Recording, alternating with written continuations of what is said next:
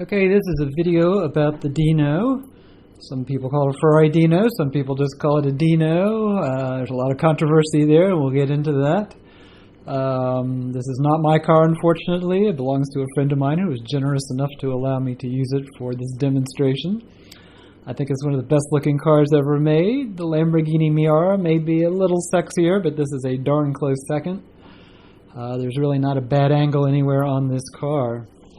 The funny thing is, for a while these were unappreciated, and the snobby V12 people thought it really did not deserve to be in the same group as other Ferraris. But obviously, judging from the value of these cars now, that has turned around, and now they're considered true classics, which they should be.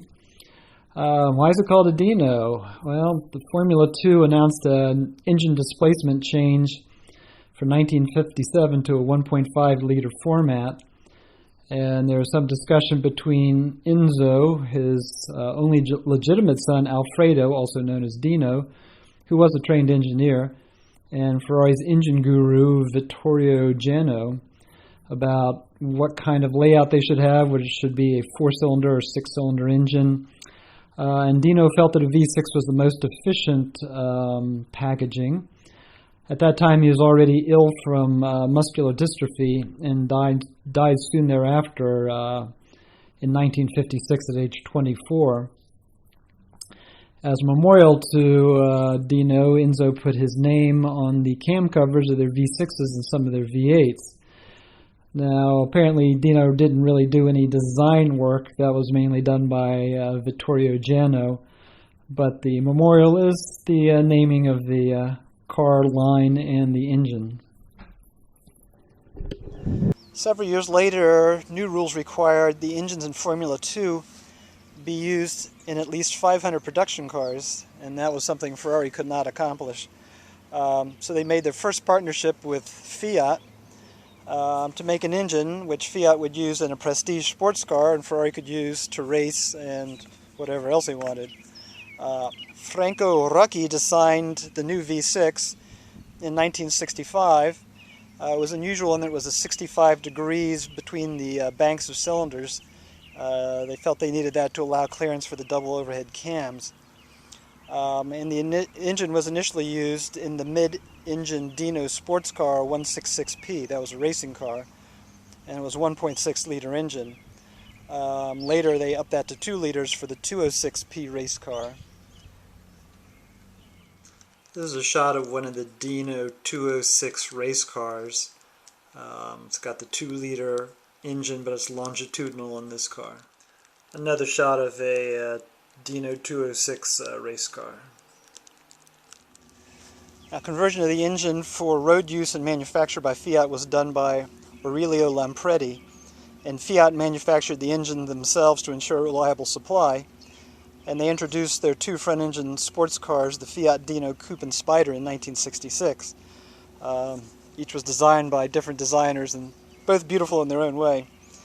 Pininfarina, among others, felt Enzo should have a mid-engine road car, but Enzo felt that the handling was a little too challenging for his customers, and he didn't want to put them in any danger. And that's despite the Miura coming out in 1966 with its mid-mounted transverse 12-cylinder engine. So Pininfarina started making prototypes of their vision for a mid-engine sports car, and in 1965 they used a 206 race car chassis with a longitudinally mounted V6 engine and did their first prototype. Second prototype came in 1965, again a longitudinal engine and the race car derived chassis. This is a shot of the prototype road car from Pininfarina, and you can see some resemblance to the future final Dino that we all know and love. In 1967 they brought out their third group of prototypes.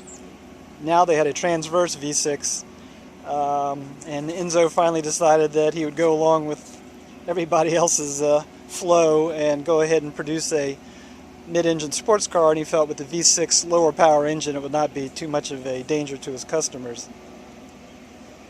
But he didn't want to sully his Ferrari branding, which he felt was only for 12-cylinder cars. So he decided to make a Dino brand, and in the initial literature for the Dino car, apparently it said it was quote-unquote almost a Ferrari. This is another one of the Dino prototypes, a little more futuristic looking.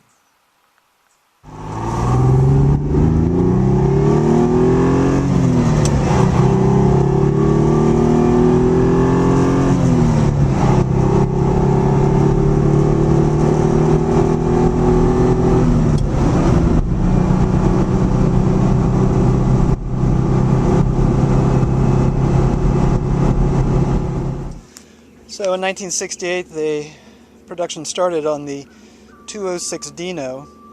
Of note, it was using the racing nomenclature, where the 20 stood for the displacement of the engine in liters, and the third digit, the 6, stood for the number of cylinders. Ferrari, for their 12-cylinder models, used the designation of an individual cylinder's displacement. So it was a 2-liter engine. It had an aluminum block. It produced somewhere between 160 and 180 horsepower, depending on who you read, and somewhere around 138 foot-pounds of torque. It did have an aluminum body. It was the first Ferrari with a rack and pinion steering system, and it weighed about 2,000 pounds. I mean, one of Ferrari's goals was to produce a less expensive sports car to hopefully compete with the Porsche 911. But with the 2-liter engine, it was underpowered and could not keep up with the Porsche. So in 1969, they upped the displacement to 2.4 liters and changed the designation to a 246. They also changed it to an iron block in the engine and a steel body to try and save some money, but of course it weighed more. It was up to 2,400 pounds. Although they look pretty much the same, it's actually a larger car, the 246, compared to the 206. It's a slightly longer wheelbase and a slightly longer body. The engine now made 195 horsepower and 165 pound-feet of torque.